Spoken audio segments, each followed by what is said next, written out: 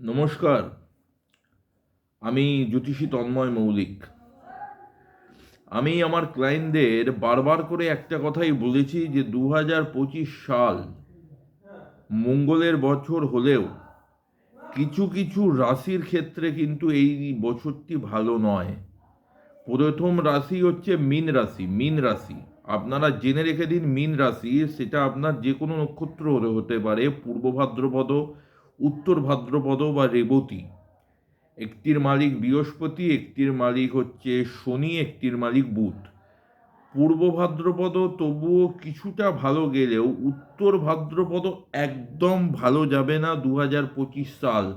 আমি আপনাদের আজকের ডেটে প্রেডিক্ট করে দিলাম 2025 সাল মীন রাশি উত্তর ভাদ্রপদ নক্ষত্র ভালো যাবে না, এবং রেবতী নক্ষত্রেরও শরীর নিয়ে অনেক দুশ্চিন্তার ব্যাপার কিন্তু থাকবে। মীন রাশি 2025 সাল খুব সাবধানতা অবলম্বন করে চলা উচিত। গুরুস্থানীয় কোনো ব্যক্তি যদি থাকে, সেটা মা বাবা থেকে শুরু করে বাড়ির গুরুজন, কেউ গত হতে পারে, কেউ মারা যেতে পারে। মীন রাশি যাদের, মীন রাশি আপনারা হয়তো চাকরি করছিলেন, ব্যবসা করছিলেন, যাই করেন না কেন, হঠাৎ করে আপনাদের জীবনে বিপর্যয় আসবে।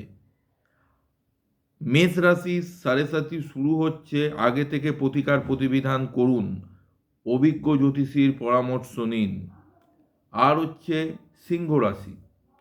সিংহ রাশিতে, সিংহ রাশির 8 হাউসে যাচ্ছে স্যাটার্ন। আপনাদের হওয়া কাজ কিন্তু পণ্ড হয়ে যেতে পারে।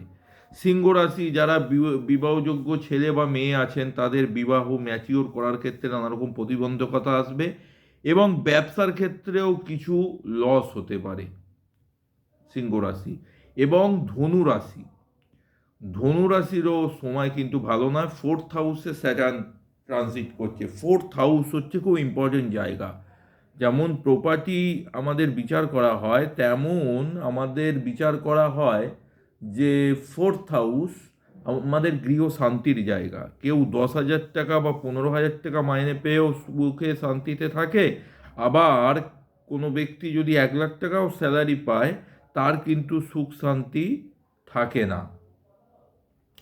তাহলে আমি বলতে চাই যে এই যে ধনু রাশির 4th হাউসে যে স্যাটার্ন যাচ্ছে, এটাও কিন্তু ভালো নয়।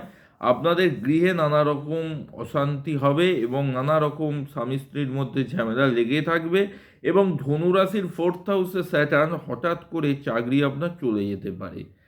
মীন, মেষ, সিংহ এবং ধনু, এই 4টে রাশিকে আমি be alert and be careful করলাম। এবং মকর রাশি 2025 সালে 29শে মার্চ, সাড়ে সাত বছরের যে একটা লং পিরিয়ড যে খারাপ যাচ্ছিল, অনেকটা আপনারা ভালো থাকবেন 29শে মার্চের পর থেকে। এবং আপনাদের না হওয়া কাজগুলো হবে যাদের মকর রাশি।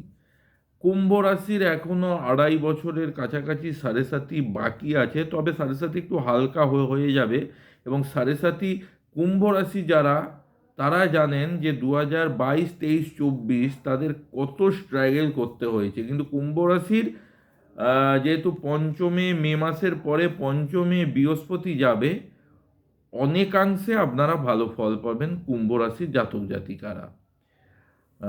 তবে আমি ওই 4টে রাশি মীন, মেষ, সিংহ, ধনু যাদেরই রাশি, তারা কিন্তু এখন থেকে অভিজ্ঞ জ্যোতিষীর পরামর্শ নিন। যারা আমার সঙ্গে যোগাযোগ করতে চান, আমার নাম তন্ময় মৌলিক, আমার ফোন নাম্বার 877423 132। নমস্কার, জয় মা তারা, জয় গুরু বামদেব।